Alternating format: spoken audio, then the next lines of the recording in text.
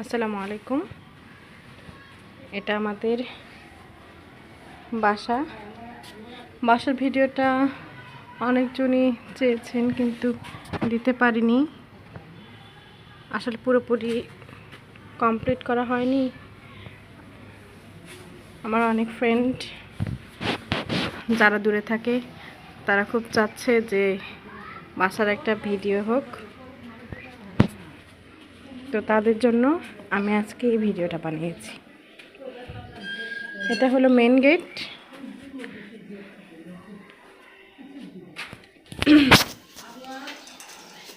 Main গেটের এখানেই motorcycle রাখার জায়গা। এখানে 2-3টা মোটরসাইকেল রাখানো যাবে। বাসা শুধু এক পাশে কমপ্লিট করা হয়েছে, আর এই পাশটা বাকি আছে। আস্তে আস্তে করব ইনশাল্লাহ। এই মেন গেট থেকে উঠে এসেই আমাদের সিঁড়ি, ছাদে ওঠার সিঁড়ি। বাসাটা হলো একতলা, ছাদওয়ালা। উপরে আরেকতলা ওঠানো যাবে, এইভাবেই করা। তো আমাদের মেন দরজাটা রং করা হয়নি, রং করব।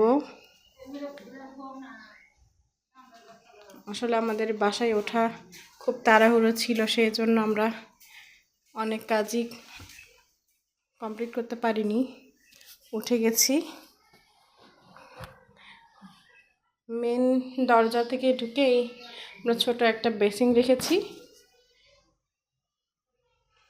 আর এখানেই একটা বাথরুম। এটা হলো কমন বাথরুম।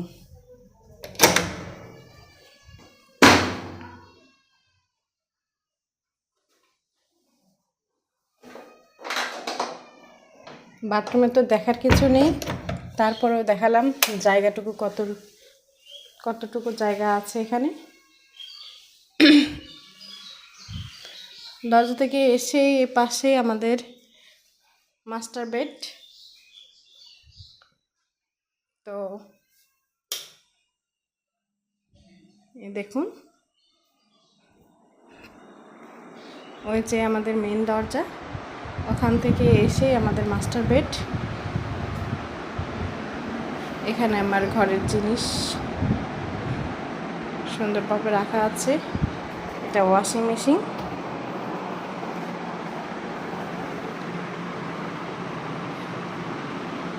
এই তো জানালাটা খোলা হয়নি, এখনো খুলবো। জানালাটা খুলে ওখানকার ভিউ অনেক সুন্দর। দেখুন বাঁশঝাড়, এপাশে খোলা জায়গা, হিমেল হাওয়া আসে সবসময়। রুমটা সবসময় ঠান্ডা থাকে। এখানে আমাদের আরেকটা বাথরুম আছে, এটা অ্যাটাচ। এই রুমের সাথে অ্যাটাচ আছে।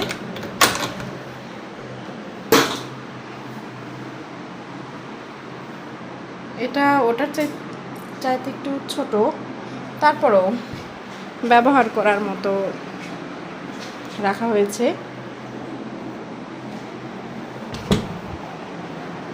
দেন আমরা চলে যাব আমাদের রান্নাঘর। আমাদের রান্নাঘরটা আসলে ওপেন কিচেন রাখা হয়েছে, কারণ জায়গা কম, প্লাস রান্নাঘরের জায়গাটা একটু মেয়েদের বেশিই লাগে। আমরা সারাক্ষণ রান্নাঘরেই থাকতে পছন্দ করি, আমাদের থাকতে হয় আর কি। আচ্ছা, আমার রান্নাঘরটা দেখেন।